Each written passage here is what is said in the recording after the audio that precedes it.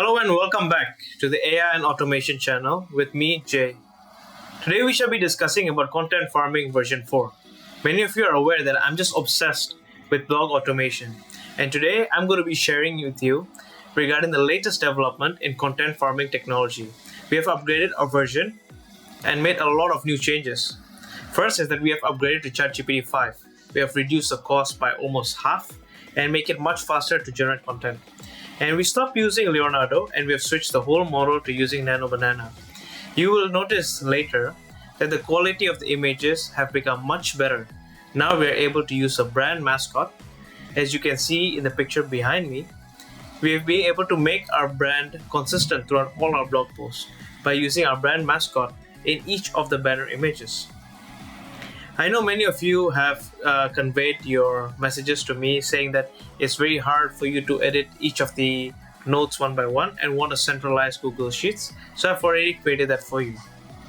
We have fixed many broken images for the blog, fixed many broken links by editing a new validator, and now we have separated the scraping into two different tables. We are able to conserve more space in your MongoDB so that you can maximize the amount of free usage that MongoDB gives you. We've added a new chat history of MongoDB so that when writing a blog, your AI agent can remember what it has written before, what its thinking pattern was before, and which tools has it recalled. This allows it to remember many of the tools it has implemented so that it can remember if it has used images before, tables before, and make it more consistent throughout your blog by remembering what was there in the introduction, what was there in the body, and what was there in the conclusion. Okay, we've removed many of the redundant content blocks, and now we've integrated with Yoast SEO so that all of your blog posts have proper meta title, meta description, and can rank higher in the Google indexing. We have optimized many of the quality checks so we avoid many infinite loops, and we have reduced your whole scheduler node so that it takes lesser cost when running it in n8n Cloud. If you're as excited as I am, let me show you the whole workflow. But before we get started, let us look at the quality of the new and improved version 4 blog. This is the blog articles that were generated by V4. As you can see, there's a green octopus everywhere, and that's because that's the brand mascot of my M0 agency. If you would like to adjust this to your own brand's mascot or your own logo or your own face for your own personal branding, later we shall show you how to do so. Now let us look at the quality of one of the articles. How will the robot army argument shape EVs?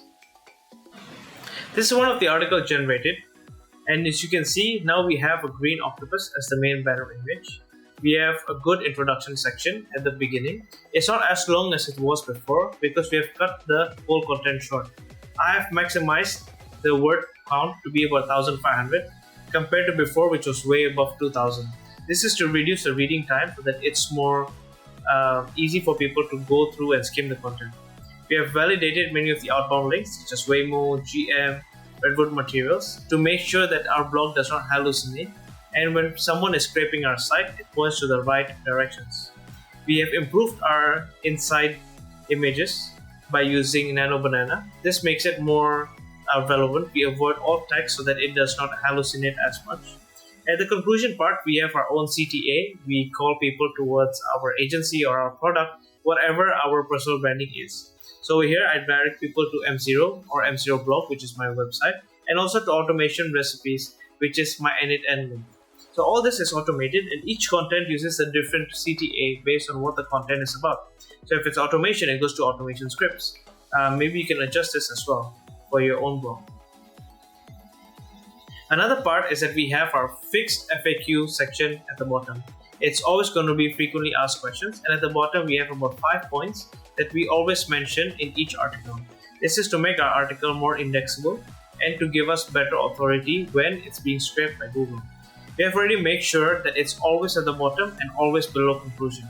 The whole article goes about 1500 words. That gives the reading time about 6 to 7 minutes, which is much improved compared to the previous workflow where the reading time was 10 to 15 minutes. So yeah, this has been our blog so far. Before we get started, I hope all of you have already made your n8n account. And if you do not, I suggest you go to this website called n8n.io. And on the top right button, you press Get Started. On n8n, it's basically a platform which allows you to build automation workflows without any code required. This allows you to connect and integrate many sources like WordPress, ChatGPT, so that we can move all the working handles together at the same time. Alright, let's create an account, fill in your details, and sign up for an N8N account today. I already have one, so I'm just going to skip the registration process and go to my empty workspace. Once you have registered, you should see a page looking like this. It's an empty N8N workflow. Over here, you can upload new workflows as well as create your own tools, insert your credentials, and connect with other tools like ChatGPT, WordPress, MongoDB, and many others. Before we get started, let's go ahead and download our workflows for today. You can get the workflow from two sources. One is from the Gumroad. I've inserted the link below to this website where you can purchase the whole workflow. Over here, we detail regarding what the workflow does, what it looks like, how it works, and all the contents inside of it.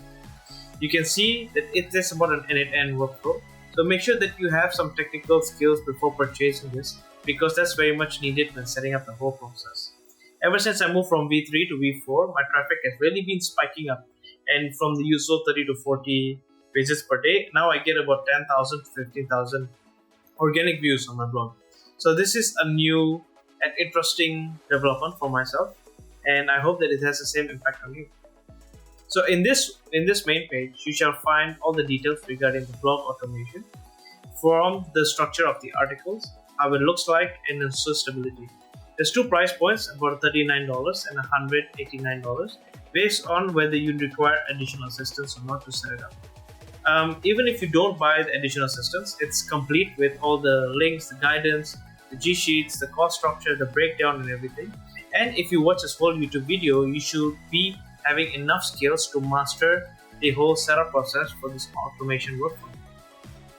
Okay, once you've already familiarized with the whole workflow and structure, we're going to go ahead and press buy. Okay, today we shall be purchasing only the workflow. And once you press the buy, it's going to prompt you to enter your details such as your email address, or if there's any coupon that you can find. Okay, after completing your payment, you should see a page like this. It consists a link of all the JSON documents that we're going to be using to import to our N8N. It's also completed with the technical setup, which gives you enough documentation regarding how the workflow works, how to structure it, and how to make sure everything works well.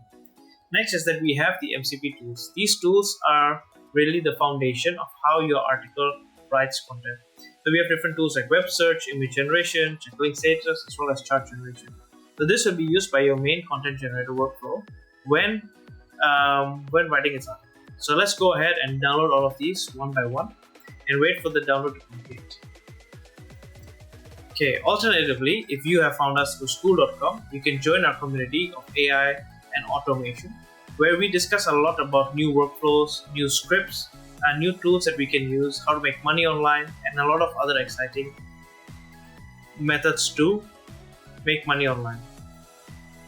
So here we can just go to the classroom, go to the advanced classroom, and we find the main workflow about content farming V4. As we scroll all the way to the bottom, you're going to find the same exact workflows that we have mentioned earlier. This also requires a lot of technical skills because it's the exact same workflow as we have purchased in Gumroad. So now we're going to scroll all the way to the bottom, see the comparison table between V3 and V4, and then you can choose which one to adapt accordingly. It's much cheaper compared to the V4 in terms of execution cost every time we run it. For us, it should be costing about $100 per month once you run it on your own N8N instance. Okay, now we're going to go all the way down and you're going to see the exact same workflows, JSONs, and tools. So we're going to go ahead and download all of them one by one because these tools are the ones that we'll be using in N8N. So we're going to press download on all of them.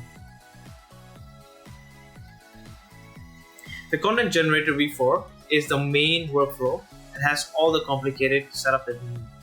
Once that we are done, we're going to go ahead to our N8N and then create a new workflow. Over here, we're just going to name it as content generator V4, and this is the main workflow that we're going to be using. So go to the top right, press import from file, and find the main workflow. Once we have already clicked it, we're going to import it to our directory. And now it's going to load the whole main workflow. Don't be scared. I know it looks a bit complicated, but I'm going to guide you throughout the whole process to set it up so that you can get this whole blog automation running for yourself. We're going to go ahead and press save, and we're going to import the other workflows. Okay, now we're going to go import the other remaining things. First, we're going to go ahead and import our chart generation. Next is we're going to create a new workflow, and this time we are going to import the check link status. This is going to help us validate many different things. Next, we're going to import a new workflow. We're going to create one, and we're going to import from file.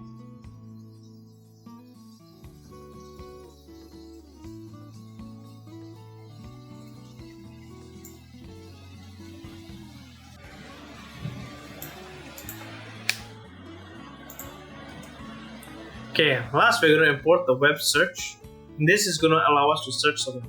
So now that we have already completed downloading and importing all 5 workflows, now we can start editing them one by one and making sure the credentials are valid.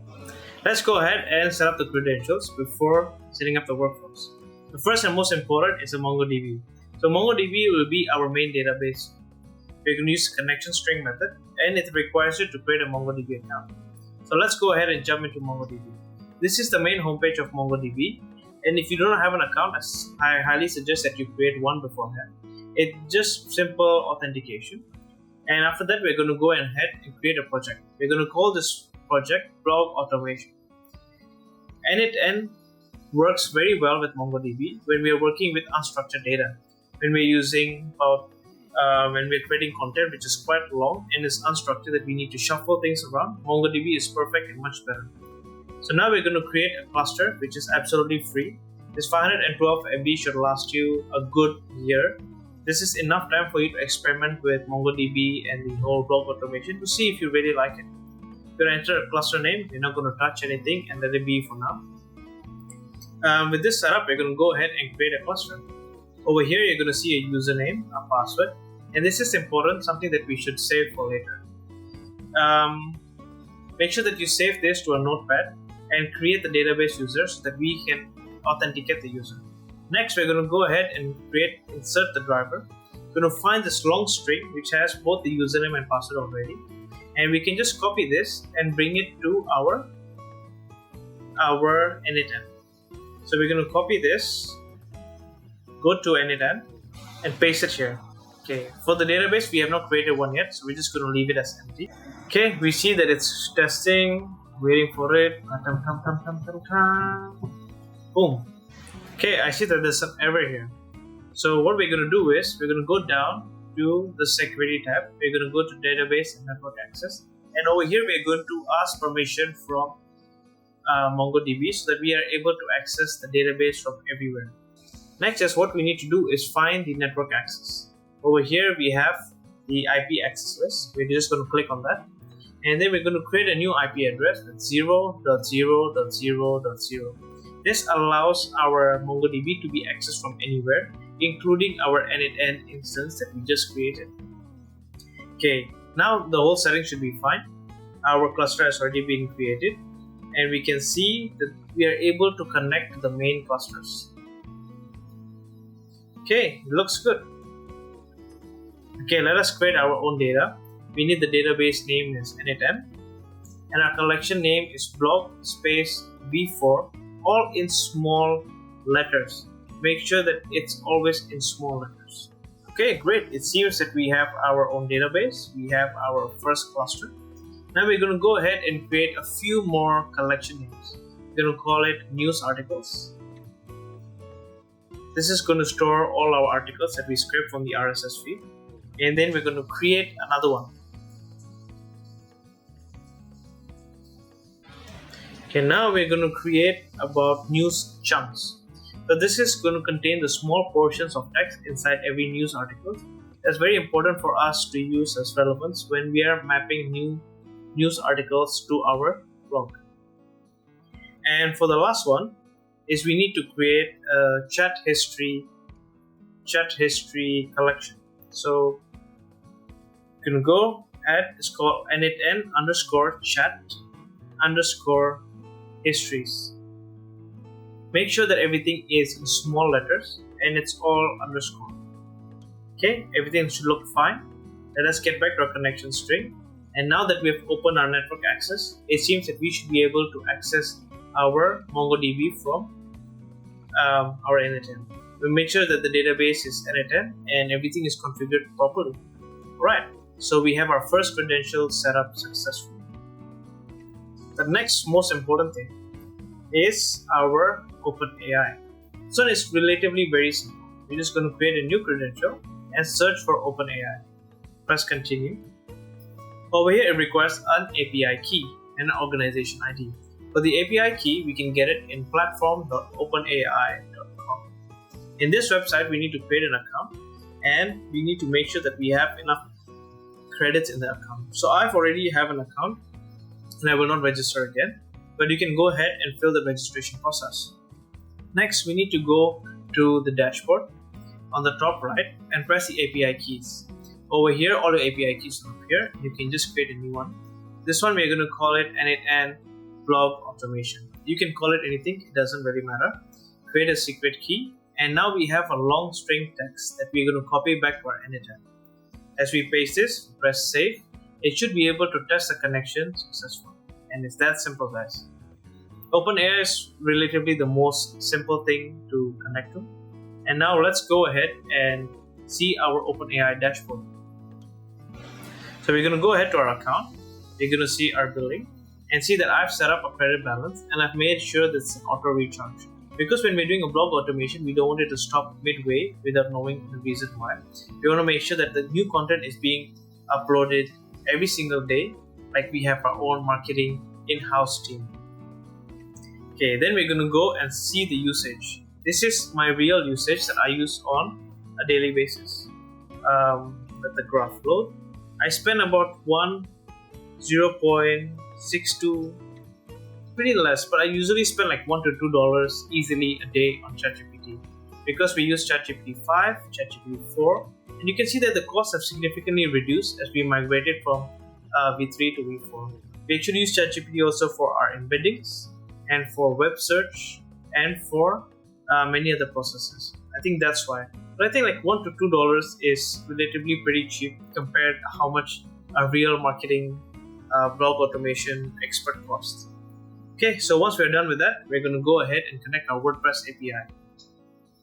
Now in WordPress, it requires two things. One is your username and second is your password, as well as your WordPress URL.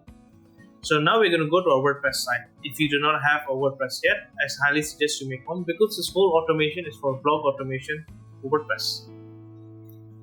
Okay, now we're going to go to the left, go to users, all users, and if you already have an account, you can just click on that. Otherwise, you can press add user. I always add a user so I know who is the agent that's going to create this. Create a username, which is super important, as well as an email. For this, I'm just going to call it something simple, maybe dish, and also with an email like fish@m0.com. It's just a first placeholder. Now we're going to go ahead and add user. But make sure that we have enough authority. So we give them a role of either an author or an editor to make sure that our API is able to create the articles in this site. Once it's done, you go to the new user created, scroll all the way to the bottom, and you should see something called application passwords. The application password is something that n8n is going to use to connect to our WordPress account. Now, if you do not see this option, it means there's something wrong in your plugins. Usually when you install too many plugins, especially from domains like Hostinger, or when you install your WordPress for the first time, it usually by default installs a lot of plugins. So we need to make sure that we remove those plugins and see this menu again. Once we're done, we're just going to create a new application password with n8n, and we're going to copy the password generated for us. This is going to help us connect to our WordPress. So now that we have our email and we have the password, you can go ahead and use the email as a username, and then we're going to copy the password into the password section. After that, make sure that you have entered your WordPress URL of your blog. My name of my blog is articles.m0.com, and I'm just going to press save to test connection. Alright, we have tested successfully. We are well connected to our WordPress now. Okay, perfect. Now we're going to create a new credential, we need to set up our logins for Google Gemini. We're going to be using Gemini to generate most of the images inside our blog, and also for the main banner, because Gemini has one of the best image editing technologies. So we're going to go ahead to go to this website, Google AI Studio. This is the playground where we can try the new models like Nano Banana and VO3 for video generation. And we're going to go to the left side and press API key. This is super important, and we need to make sure that we already have a cloud project available. We're going to call the key n8n, and we see that we do not have any projects available. So we're going to go ahead and create a new project in Google Cloud. Now this is very important for you, especially if you do not have a Google Cloud account. It's going to force you to make one. We actually need the Google Cloud account as well for later when we are connecting to Google Sheets. So let's just set everything up for now. Okay, we're going to copy the new key that we have generated for our project n8n blog automation. See the API key, just copy this, bring it to our n8n, and then create a new credential and just search for Gemini. Once we have found Gemini, we're going to take it and paste our API key. That's simple. Everything should be well connected. Perfect. Since we have not set up the billing yet, we're going to do it later. Now we just need to make sure our last credential is already connected. There's only one thing missing from here, which is our Google OAuth. Okay, now we're going to go to our Google Cloud Console. Let's go to the website console.cloud.google.com.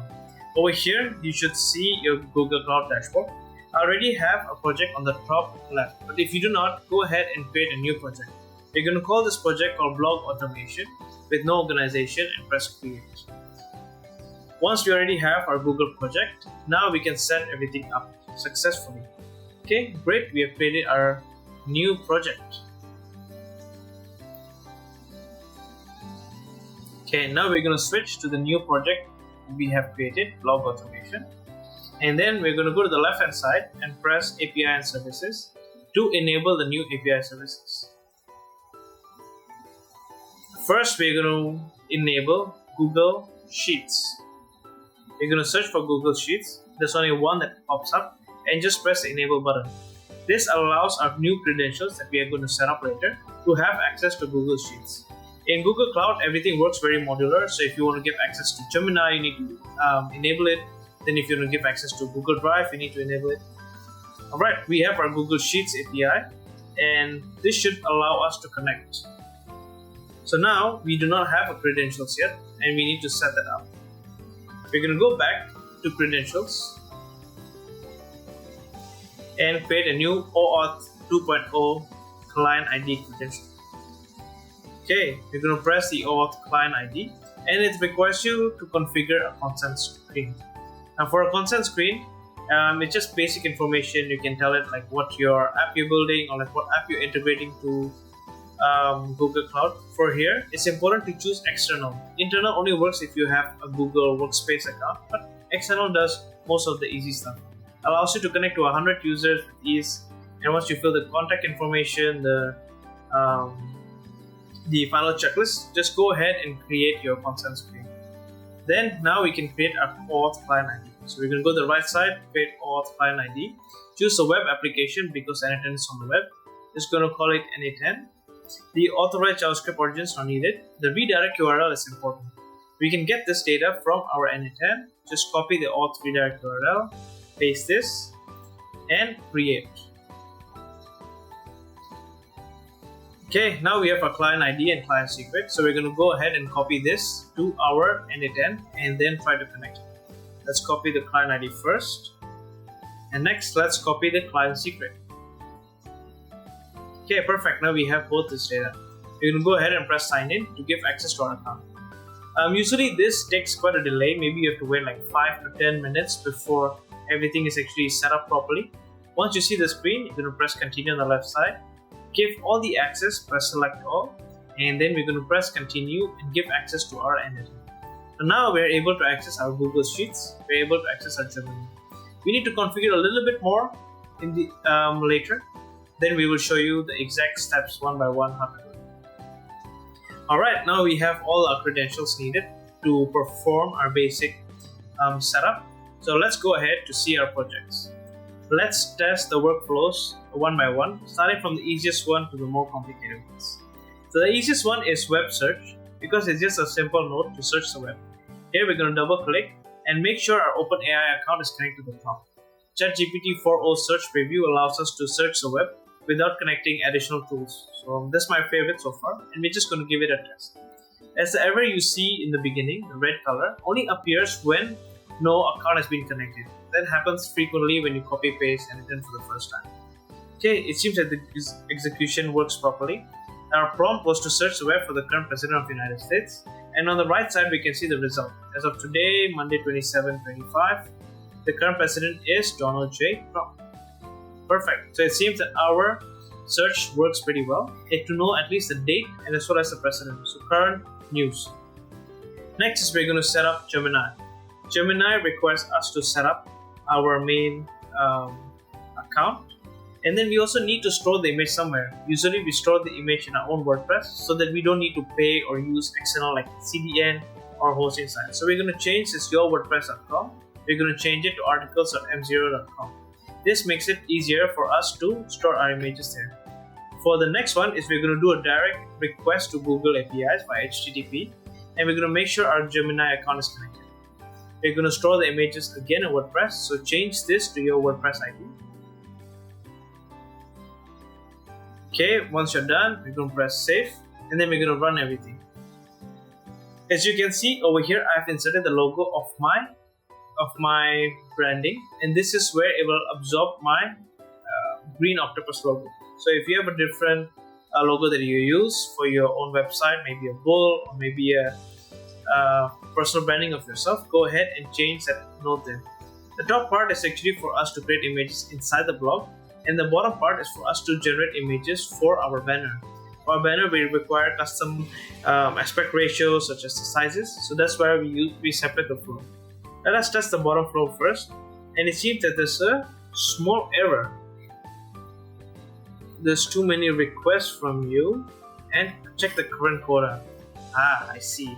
It seems that we have already made the Google Gemini account before, but we have not set up any billing. So the best way to fix this is to go back to our Google AI Studio, go to usage and billing, and we see that we have tried to hit a request, has gone through, but there's no billing accounts yet. Okay, we're just going to set up the billing in our Google Cloud. So you can see that the project has no billing account yet. Okay, now let us set up our billing account. We're going to go to our billing accounts, create a new billing account. You're just going to enter your name, your country, and then which currency you use. After that, it's going to prompt you to enter your credit card information. Once that's done, you have an account, and you can go back to our Gemini to set up the billing. And now we can bind the new account to our Gemini properly. So you're going to press link a billing account and choose the billing account that we just created. Okay, great. Now our billing account has been set up. And so when we run the whole workflow once more, it should be able to return the data successfully. Okay, we usually get the main logo that we have, we extract it to base64, and we send it to Gemini to combine the prompt that we have as well with our main logo. This is important because we want our main logo to be animated a little bit, to look like it's working, to look like it's buying crypto maybe. And once the whole process is done, we should be able to see the final results. Now we're going to test the top workflow as well. To test it, we're just going to change the edit to false, because now we're just going to generate an image from scratch. Okay, we're going to press enter, and then it's going to do the exact same thing. It's going to go ahead and use Gemini directly to create the image, and then it's going to edit the image to make it compressed, to make the file size not that big, and we're going to store it in our main WordPress. Once that's done, we should see the quality of the results. We're going to right click and open it. Okay, great. Now we have a funny looking green man octopus discussing about AGI and AI. Seems that the whole workflow looks fine. We're going to save it and go to the next. Okay, next is we're going to make sure our link status works. This is pretty simple. It just runs to see whether the link is valid or not. If it's not valid, it goes down, and if it's valid, it goes up. Let us try with a different link and see if this workflow really works. We're just going to run the basic website that everyone knows about. Of course, it's articles.m0.com. It's where we store all our articles that we generate with this blog automation. So if the link is valid, it should go up, right? Okay, we're going to double click that and we're going to change the subdomain into gibberish. Okay, we're going to press save and we're going to run everything again. Okay, now we have done a successful fetch and seems that we cannot get any data from that gibberish subdomain. So now we can test our last MCP tool, which is chart generation.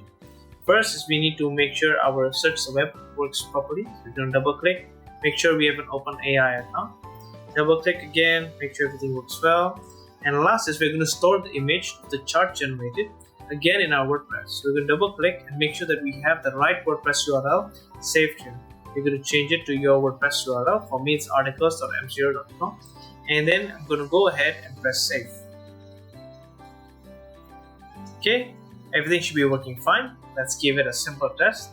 This one searches the web for simple information regarding stocks, regarding market share, and then it generates a chart based on that information. So for us, we're going to give it a simple prompt to compare the market share of different phone brands. The chart is going to look different every time because it depends on how ChatGPT formats the data and gives it to the main tool to generate it. Okay, so we have a successful result, and why don't we just look at the image from the top. You're going to find the data objects called result image URL. You're going to copy and open this. Okay, this is the market share. It doesn't define the date and it doesn't define the currency. Is this out of 100% or is this out of how many million units sold maybe? So that's something that we need to add on as context for the image later on. All the data is available. And now that we see that the flow is successful, let's go ahead and work on the big guy. Okay, now we are ready to set up our main workflow. On the top left of the screen, you can see the main settings. Over here, we have our ChatGPT configurations, and a few of them are red. So we're just going to double click and make sure every of them are loading the right ChatGPT account. So we're just going to double click, and after we go out, it's just disappear. Next is we need to make sure that the bottom one is calling the right tool. So over here, we can see that by default it's calling something else. So we're just going to check. We're going to click it and then press the right link status. Okay, we're just going to double click and make sure that we are calling the right tool, Gemini. You should know that it's the right tool if it has the arrow sign next to it. So when we press it, it scrolls down. You can see they have arrow signs. That means that's on our local system. Okay, we're just going to copy the prompt and many of the details below in case when we change it and then it disappears, so that we can just paste it back and make sure it's an expression. So we're going to do this with all the different tools. Now we're going to do for the last one for search the web. Before as we switch, if by any chance that you guys have lost a prompt, we're just going to press the magic button on the right side. This allows the AI to automatically assign a prompt to this. Okay, once everything is already ready, we're going to go to the right hand side and now we're going to set things up. Okay, next is we need to configure our Google Sheets. So we have already connected an account before, but we need to make sure everything works. Right? We're going to find our document, but before that we need to make sure that we have already copied the right document. So when we're going to search for the right Google Sheets to copy from. So if you look back at the document that you have downloaded, either from your school community, you see the technical setup, or also from maybe if you download it from Gumroad, you'll find it there. Otherwise, you can just look at the product description and search for Google Sheets configuration template. This is the main Google Sheets that we're going to use to map out your whole categories as well as content pillars for your blog. So we're just going to go ahead and press copy the content. We're just going to name it My Content Generator V4 so we can differentiate it. Now once it has already been copied to your Google Drive, you'll be able to access it from anywhere. So we have different tabs. We have this category tab which has a name, ID and the description of all the categories inside your WordPress. So in each of these categories, we're just going to make sure that it aligns to our WordPress. How do we actually find this? We go back to our dashboard in WordPress. We go to the post categories on the left hand side, and then we're going to see a list of categories that's already there in our WordPress. If there is none, you can go ahead and create some, but I've already created 3. Now we're just going to create a new one to show you how it works. We're just going to insert the name and we're going to call it food. Maybe you run a food blog and this is something that belongs to your niche. We're going to call it a food for slug, which is the main URL. Next is we need to find the ID of it. So each of these categories have their own ID. In order to find it properly, we're just going to right click and copy the link address. So in the main URL, you can see there's something called the tag ID and a number associated with it. So for example, my category AI has a tag ID with number 8. So this number 8 corresponds to the category in WordPress. Okay, now we're just going to make sure that it maps properly. So AI maps to category number 8. And we're just going to make sure automation, business ideas also has the right categories. We have a last one for technology, which is a fallback category. That means if our AI fails to categorize it to any other category, we're just going to make it fall back to technology. We're going to add a bunch of description so that we can signal to our AI and teach it that what kind of articles belong to this category, what kind of post deserves to be labeled as AI automation and business ideas. Once we have already mapped out our whole category, we're going to go to the tab below and we're going to look at the RSS feed. The RSS feed contains a list of websites that we're going to reference to create our article. These are basically websites that post on a day-to-day basis, and we're going to map them out to our main categories. So for technology, we have Hacker Noon. For AI, we have Research.Google. For automation, we have the N8N blog. And for business ideas, we have like entrepreneur.com. And we're going to make sure that each of these RSS websites link to a particular category, so that when we publish the articles, it fits in the right box and is able to be labeled properly. For you to be able to find the right RSS feed, I usually just search for in Google or in ChatGPT for RSS feed and website links that contains these. Usually at the end it's /RSS/feed or .xml, which contains the root directory tree of all the articles being published in the website. Now we're just going to go ahead and search Google for RSS feed for crypto. Maybe this is something that you write about. So over here we find an article with about 100 RSS feeds, and we can see, let us check one of them. Okay, Cointelegraph RSS. Now when you see a complicated document like this, when it has a lot of XML things, that means we are in the right place. So that is a website that we can use. So if you write about crypto, you can just copy paste the RSS to the bottom, and on the left side you write. But since my website doesn't revolve around it, and it revolves around AI, automation, business ideas, we're just going to stick to these 3 main categories. Next is the data tab. In the data tab, we have 2 key values. One is a company profile, and another is the online profiles. In company profile, it contains description about what company is writing the blog.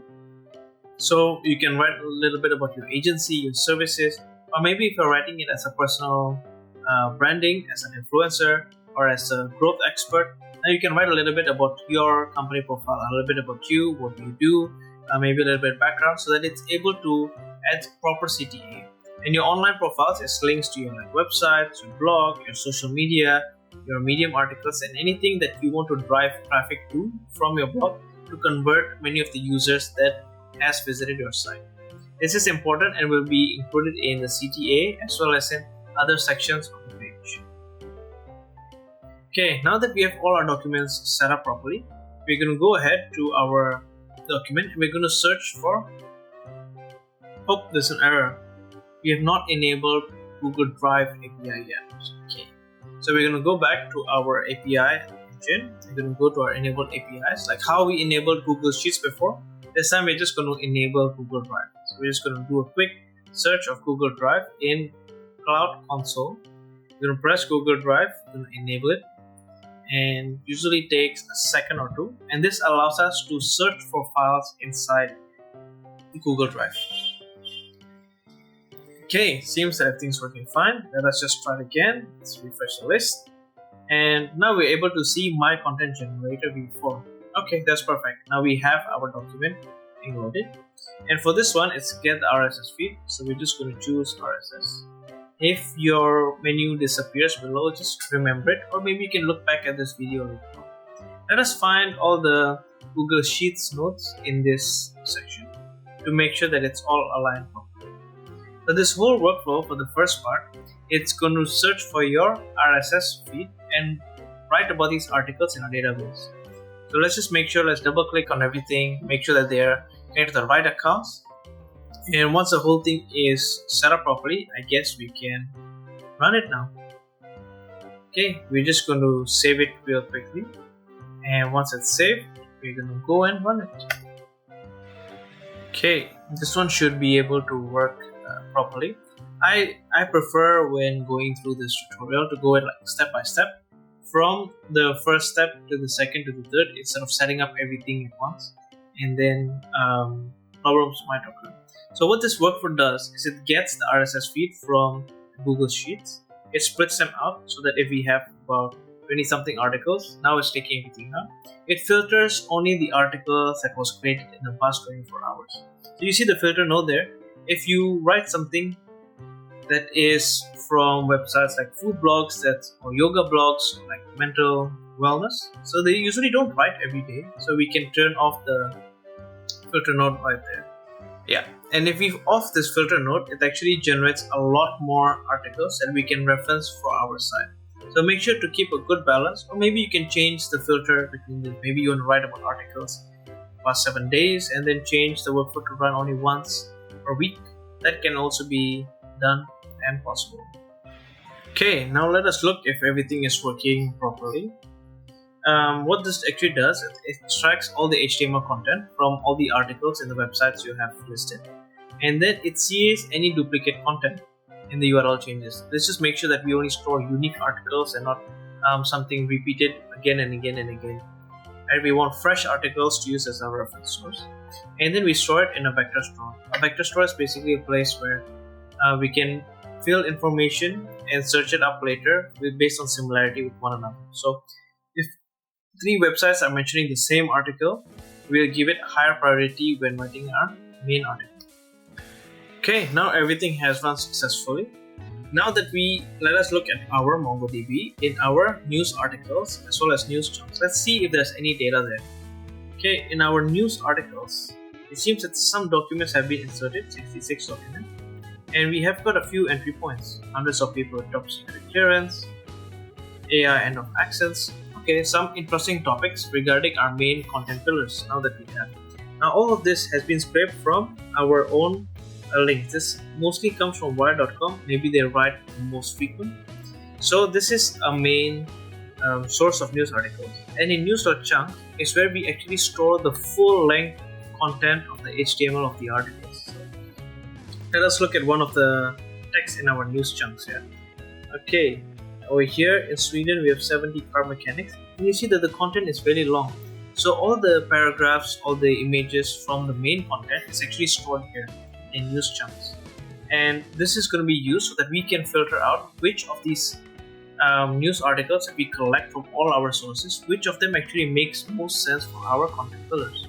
Now let us set up the vector search so that we are able to map out similar content. So first we press vector search, not atlas search, right? Then we change the name of index to news chunks vector index. You make sure that we are referring to news chunks table, and then we go ahead and create the vector field. We're just going to wait for this to pop up. Usually it does, a minute or so. Press embedding and then choose the dot product method. Press the filter field as created date, not created at, created date. And then we can choose any other fields if you want. This is something that you want to try out. But that's more than enough. We can go ahead and press next and create it based on created date. Okay, once we have verified everything, press create vector search index. And then MongoDB will go ahead and index all our existing articles. Okay, it seems that it's not indexed yet, so we're just going to give it a breather, a minute or two, so that it's able to index our site properly. Indexing basically means it sees all the contents of our news vector, news chunks table, and then creates vector embeddings. Points up on like a 3D map which articles are like close to each other and everything. Okay, let's give it a quick refresh, and it seems it's successful. It's very ready. Not everything is indexed yet. Maybe we either wait or we can give it another refresh. Okay, once we already have the vector index ready, and it has already indexed all of our documents. Now we can go back to our edit end and set up step number 2 and step number 3.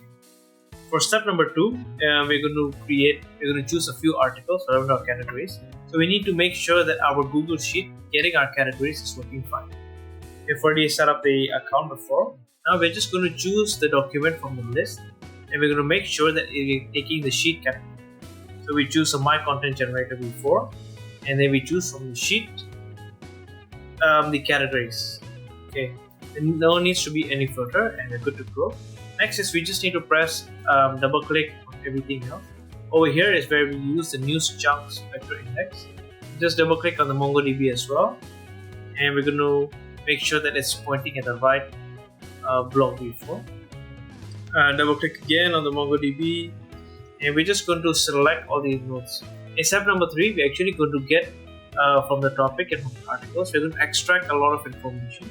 We're going to extract information such as quotes, the facts, the people inside that were mentioned in the articles, and we're going to use all this information along with our WordPress internal links to build an article mentioning these people, mentioning the companies, mentioning the products, and mentioning a few of our internal links. For the news chunks and the news articles, actually we don't quite need it after we have run the whole thing, so we can just turn it off to save space. And yeah, let us save it and give a quick refresh. After refreshing, we're just going to run the whole workflow again from step number 1, step number 2, and step number 3.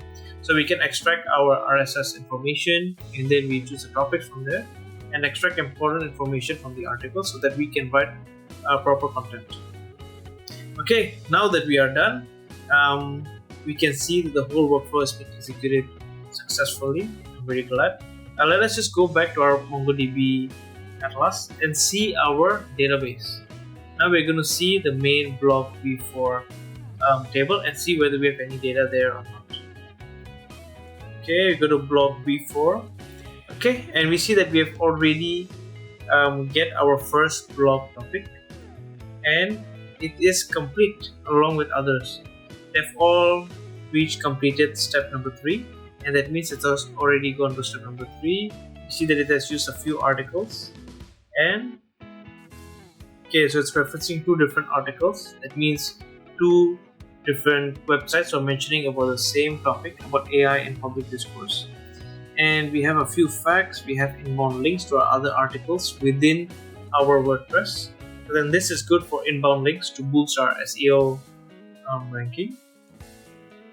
Okay, we are already mentioning 3-4 articles. Now, if your website does not have any articles yet, so you won't be able to see any inbound links.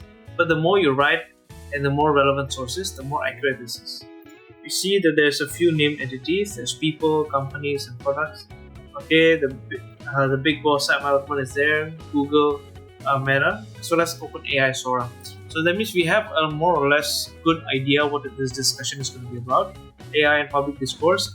I'm guessing that if we write about it, we're going to mention a lot of AI companies as well as AI ringleaders. Okay, since we have the basic outline ready and up and running, we're just going to go ahead and move to the next step. Now, if you want to modify any of this, you can do so by modifying our content pillars as well as the system message. So in the system message, actually tells you how many articles you want to write about. So if this is something that you want to adjust, maybe you just want to write 5 articles a day or maybe only 3, you can adjust it. Alright, for step number 4 is where we're actually going to write the main article, where we're going to write the content blocks inside the main article, and where the whole thinking and content writing thing actually lives in. Okay, let us set up our first Google Sheets. We need to get the basic company profile, and then we also need to make sure that we are referencing the right document.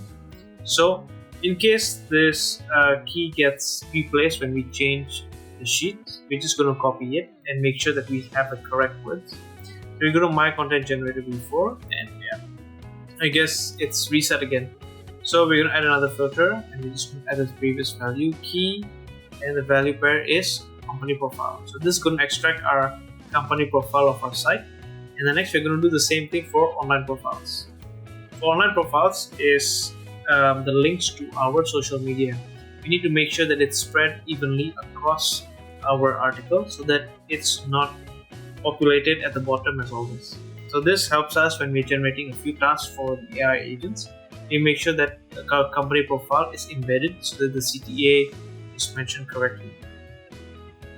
Okay, perfect. So now we have our online profiles, we have our categories. Now we can go ahead and make sure all our nodes work well. So I'm just going to quickly double click on our MongoDB, our OpenAI, and also our chat memory. Yeah. So in our MongoDB, we actually use an end chat histories to keep track of our window length of 25. So that means we keep track of the past 25 messages just to make sure the notifications are consistent whenever we write new article, so that it gets in the whole flow. It remembers what it has written before in the introduction as well as in the body, and to make it more consistent in the conclusion.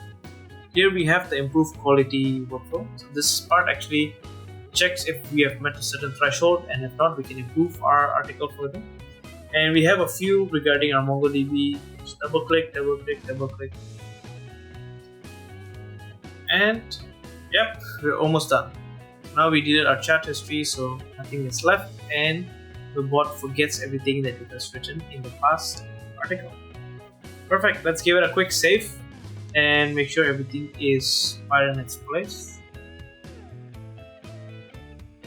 Yeah, everything looks fine. There's no red notes anywhere. Maybe we can get started. Okay, over here we have our schedule node. This defines when our article runs. So this means that we generate a new article every hour at minute 20. It means every 120, 220, 320, 420, every hour at the minute 20 we generate a new article. So if there's something you want to change, you can change it to every 2 hours, every 3 hours, every 4 hours, or at a specific cron jump, it's also fine. So this one, the whole green section in step number 4, 5, 6 is when we actually write our whole article. So we're just going to run it real quickly. I'm going to put it at like 40x speed. It usually takes about 15 minutes to run this whole thing. Okay, our AI has finished execution. We see that 4.4 is not executed at all. That means our quality has been very good and it did not improve the threshold. So we have our 4.1, which the function of the 4.1 is to create tasks. So here we create different tasks for our other AI agents to execute, making introductions, create an image, and then write the main body. So this is basically the master of the AI agents. It creates a task and then it instructs the other AI agents to create the content for the task. Then we have our 4.2, our content writer agent. This runs multiple times based on how many tasks are there. Usually there's about 5 to 7 tasks per article.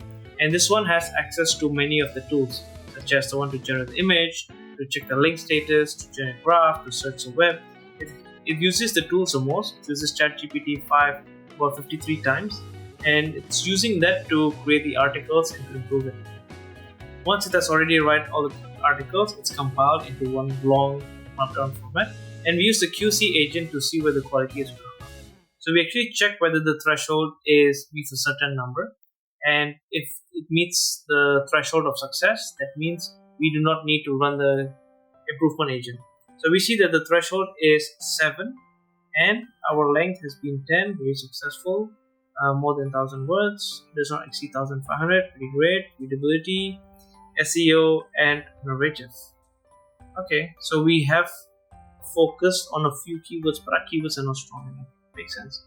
So here we have our final score of 7.5 and is bigger than 7. That means it does not reiterate and improve the article further.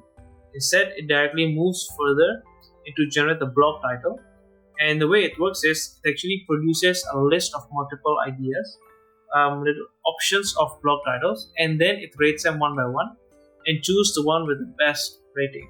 So here we have how does AI shape policy and perception. It has a pretty good score. We have another title at 8.33. Why AI agents?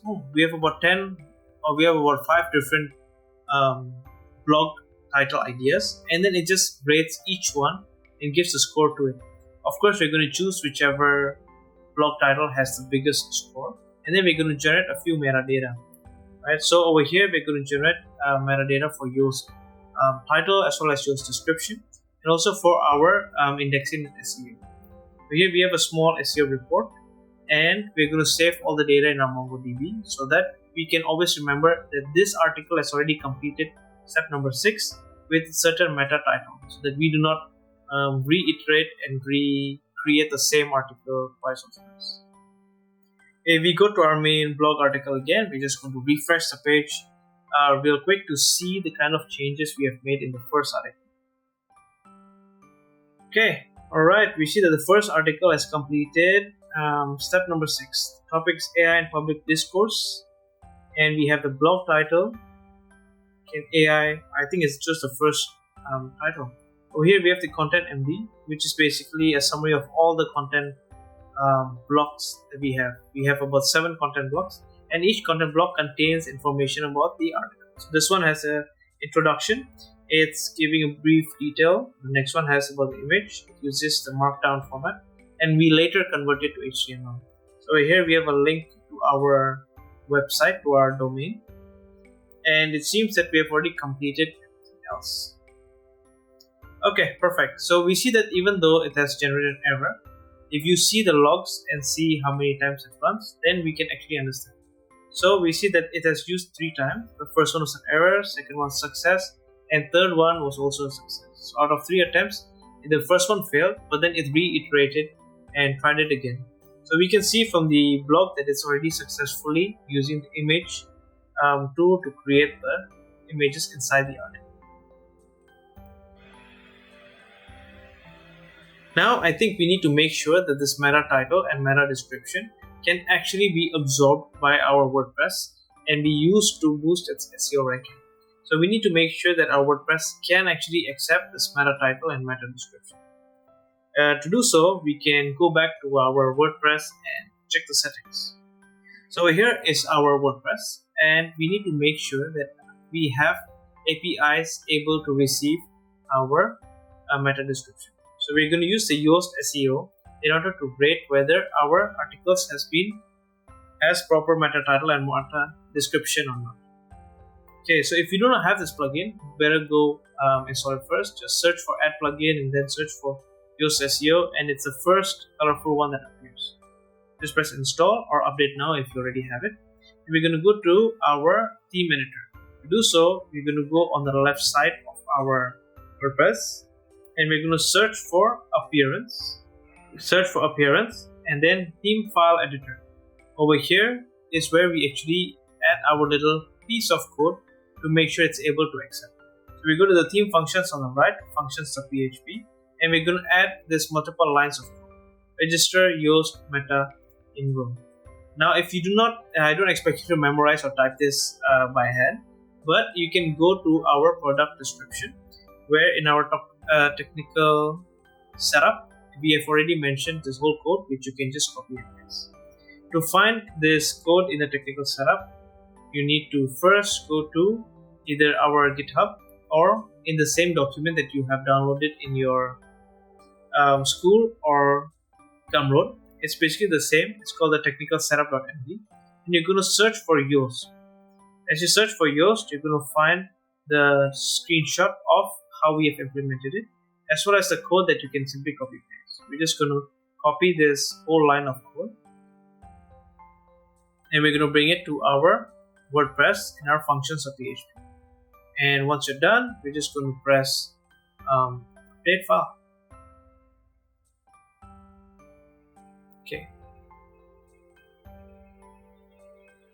Okay, once we are done, now we can go ahead and fix our steps for step number 7, 8, and 9. For step number 7 is when we actually create the banner image, so we need to make sure everything works well. We're just going to press on all the MongoDB nodes, the ones that we have already set up previously. Make sure that we're calling the Gemini internal tool that we have already connected. If not, we just make sure that we copy the prompt and copy the slug to make sure that we don't lose the real important variables in this whole process. So once you've already copied both of this to a notepad, just go ahead and press Gemini, and make sure you choose the Gemini with arrow beside it. That means that the MCP tool is there in our end-to-end service. Luckily, it did not get refreshed, so we're going to go ahead and click on the other tools. Here we're going to click on MongoDB. Okay, we're going to click on all the other nodes that are still missing. Okay, for our get categories too, it's the same process as before. But this time we need to make sure that our category has a certain value. So we're just going to copy this so that we don't lose it. Next, we're going to choose our My Content Generator v4 with the link that we have, category, name, and the value. Okay, nothing changed drastically, and N8N is being kind to us today. Right, now we're going to press our WordPress, and inside our WordPress, we're going to make sure that we have chosen the right author. So previously, I've created an author called Fishing or Dish, I forgot. So you can choose any author for this, and you can create your own tags at the bottom. I use tag v4 so that it indicates that I have already I'm using the workflow of v4, but you can use any tags. You can use food, you can use astronauts. It's really up to you. Okay, now we need to set up the fields and make sure everything is working fine, everything looks good. Now we're going to double click on the set image node. Over here we're going to upload the images to WordPress for our banner. So make sure that you enter your main WordPress link in the set image as well as the set meta tag. So I'm just going to change from your WordPress.com to articles.m0.com because that's the domain of my WordPress. Okay, perfect. Now we're just going to adjust our MongoDB again. And I think, yeah, our WordPress account looks good. Everything looks good. Yeah, I guess we're good to go for step number 7. Alright, let's give it a quick execution. Okay, perfect. That means our whole workflow has run successfully. Our image has been uploaded and everything should be working well. So we're just going to see the link of the article that was generated. We have the permanent link and we have the normal link. We're just going to use the normal link because our blog is still in draft mode. Okay, can AI hype drive real policy change? Well, we have a good looking squid here with OpenAI, Google, and Meta at the back. And we have it discussing AI. We have a good introduction. We have an image generated. It looks out of place, but I think there's something that we can improve. And we have our table, our description, we have our comparisons, we have our conclusion, and we have our FAQ. So we see that the format is correct as what we intended. We have CTA also mentioning our article. And so far so good. Okay, next we're going to see the edit post, and we're just going to see whether we got our meta title and description in. Okay, we have our focus keyword AI hype, SEO title, hype policy change is good, only a few letters, not too long. Okay, as you said, we have a good readability score as well. A little bit more that we can improve, but overall so good. Okay, our FAQ is usually set by the theme that we have. And perfect, I guess. We already have a good article being published to WordPress. Now the last is step number 9 for us to make sure that it's published automatically. So we're just going to click and make sure that everything runs well. The previous article was still in draft mode, but once we already activate step number 9, it's going to publish automatically without any human approval, without any human editing. Over here, we can change the settings on that. How many days for the frequency? Every hour should we publish the content? Every day, maybe once or twice. So this is where the settings comes through. Okay, we're just going to give it a good run, and our article should be published by now. Let us have a look.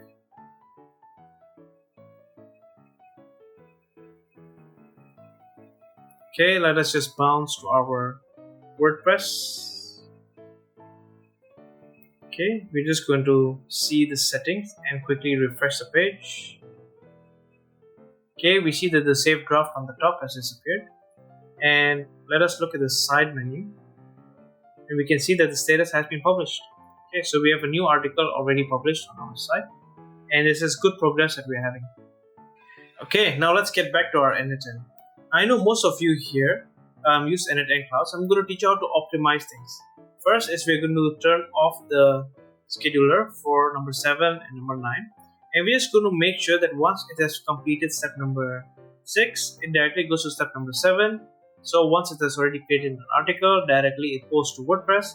And once it posts to WordPress, it directly publishes it.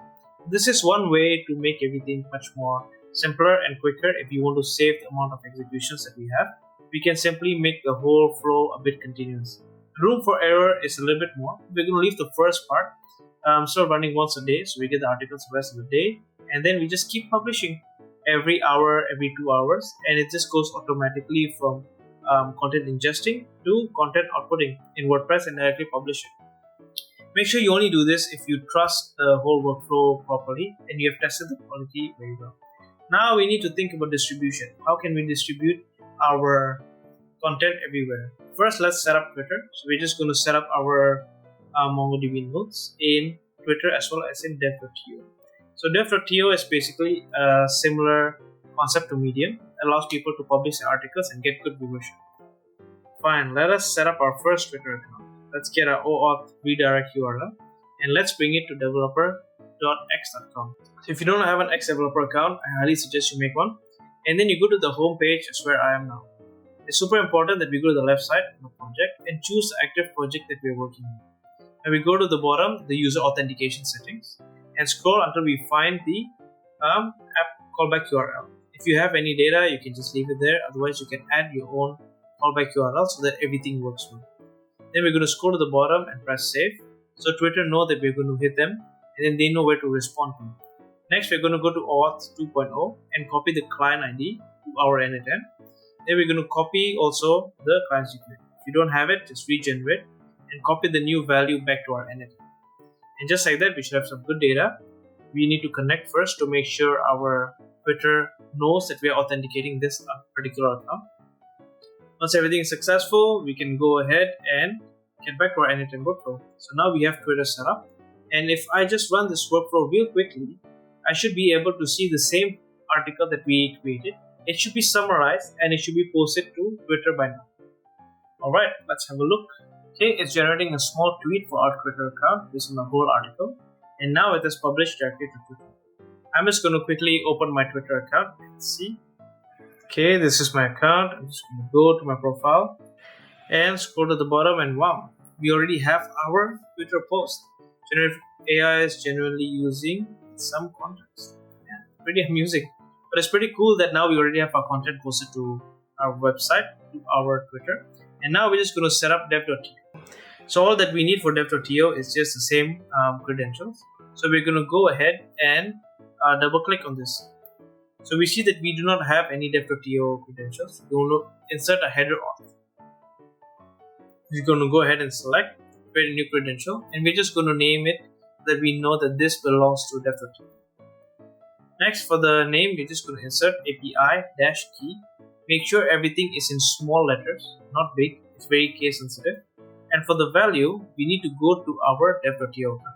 So if you use this website, you must be familiar. You can read multiple contexts. It's mostly for developers and nerds like me. And we can just go to our own account, go to the settings, and on the left side, choose extensions. You can scroll to the bottom where you can find the API key section. Over there, we're going to generate a new API key, and this value is going to be used. So we're just going to name it something like and blog automation API key. And now we have a list of unique strings that we need to copy. So let's just going to copy this, bring it to our NA10, paste it, save it, and we're good to go. Now we already have that.to. So we're just going to run it real quickly to make sure it all works properly. Boom, boom, boom, boom. Perfect. I think that was very seamless. Now let's go ahead and see our Dev.to if the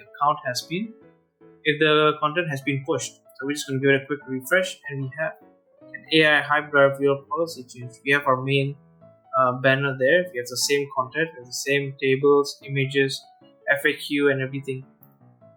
And we also have our own signature at the bottom, right? Written by the M0 team, and we're on GitHub. I actually use this for good callback. So if you want to change this for your own website, you can change the content here. Explore workflows, add your own socials, add your own agency, add your own personal branding. It's superb if you need any good backlinking back to your site, as it can boost your SEO ranking, as Dev.to has good domain authority.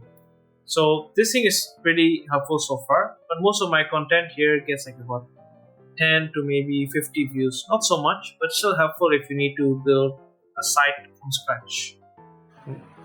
Now we can go back to our main workflow and we're going to test out the whole image generation feature. Now I'm going to teach you how to customize this so that it's perfect for your whole brand, your mascots, and for whichever image prompt that you want to use. Okay, the first thing is when we run the whole image generation by default, it creates a green octopus because I've already set this as my brand logo. But now I'm going to teach you how to change the whole thing. So if you are one that does not like any of these logos or mascots, you can open the main AI agent in step number 7, and then you can see the different details that we use. This is all related to the prompt. The main image comes from the system prompt. Here you can see that I have mentioned a lot about using a green octopus based on my brand. So if this is not something that you like, you can just go ahead and delete this whole section and then customize of what you want. For example, now I'm just going to generate a prompt where I'm going to use Steve Jobs in every image and hope that each image has a picture of him, just for symbolic purposes. As we scroll down, we read to make sure that everything is okay and there's no mention of any green octopus, and then we make sure that it's already consistent with our brand theme, tone, and guidelines. And at the bottom part, we need to reinstate what kind of mascot we want to use. So if you really do not want to use a mascot, you can go ahead and remove it. And everything else seems functional and looks fine to me. Okay, the next part is we need to go to our main image generation and we're just going to turn edit off. This disables our whole logo usage and just uses the image prompt to generate an image, just like when you type in ChatGPT, can you generate an image of this? It's almost the same. So let us look at the output. Now that I've just used a normal prompt and I've turned off the editing mode, so that means no logo involved, the output is pretty cool. I guess there's Steve Jobs in a suit on the screen and he's giving advice to a Lion CEO. It looks interesting, kind of cute, and maybe this is the style that you want to go for. Otherwise, you can change it further. Now let's say that you want to modify, instead of Steve Jobs, you use something else. Here is the part where you change. So in the AI agent in step number 7. Okay, now I'm going to use the image of a cat. To be more specific, I'm going to use the image of Popcat. Let's say this is my brand mascot and I want to use this cat everywhere throughout my whole blog content. I'm just going to copy the image address and I'm going to take it back to our Gemini MCP tool where we use Gemini to create the main image. And I'm going to change from using the M0 logo to using the new cat logo. And then I'm just going to give this a quick go. I'm just going to save the whole workflow. And then I'm going to execute it again, the image generation part. So this time I need to adjust my prompt as well as my tools. I'm going to use edit mode because we're going to be using a logo as a reference. And then I'm going to modify my prompt. I'm just going to write a simple text where I'm going to be using an image of a cat. And I'm going to be using Popcat for reference. It's very viral, famous, so that you can reference other images of the same cat. And then at the bottom, I'm just going to make sure everything is consistent. And once everything is good to go, I'm just going to generate the whole image one more time. Okay, I'm speeding up the process with about 8x, so that maybe it takes a little bit longer on your computer. But let us see what the quality looks like. At the end, we can just press the link, the public image URL, and we should be able to see what's a cute little cat. It looks a little bit like a Popcat, but you can see the style over here is more realistic. It's more towards using human and animal creatures that are not modified. So if this is something of your style, feel free to edit the whole image generation towards your brand.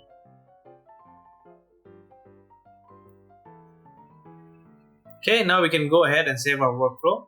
We can ignore every other warning, but if there's no errors, we should be able to save, and this will run automatically without human intervention. If you have purchased our workflow through Gumroad, you should be receiving an email with a link of your content. Make sure to save this link because the workflow might be updated from time to time, and you can always download it here. At the top left, you should be able to see a review button. So if you really like this workflow and you find it useful for yourself, your brand, your agency, please leave us a 5-star review so that other developers and other entrepreneurs might be interested in using this tool as well for their businesses. Alternatively, if you have found our content through school.com, you can interact with our community with other builders who are like you, who's using this workflow and many other workflows in our whole ecosystem to create content for themselves, to automate their marketing, to market their sales. Feel free to share links of your blogs, what you have used this workflow for, and how you have modified and tweaked it so that it can serve you better. Share your advices and learn from other people in our community, because we share often and our aim is to grow together in building AI and automation tools for marketing and sales. If you've not joined the community, give it a go. You can find the link in the description below. So I recently started a YouTube automation channel where I create a lot of content regarding AI, automation, and how to grow your business from day one. For me, my first employee growing my agency was not a human being, but it was AI. And I think that this is a lesson that I will be carrying forward. So if this is the content, that's something that relates to you or something that you want to use to grow and scale your marketing efforts, do subscribe, like, and comment. I would love to see what you have used this tool to build. Please drop the link of what your blog looks like and the blog that you've completely automated using this tool. I would love to see the output and the end results, and maybe it can inspire other people to automate their content as well and to grow on their social media. And do also share what the results look like, whether your graphs go up, whether your graphs go down, what your organic traffic looks like, and how you have been indexed. You can learn from other people in our community, and if you love to stick around, do hit the subscribe button and you'll be notified every time I create a new video or create a new AI and automation solution for you. Alright, that's it from me. Thanks a lot and hope you stick around for the next video.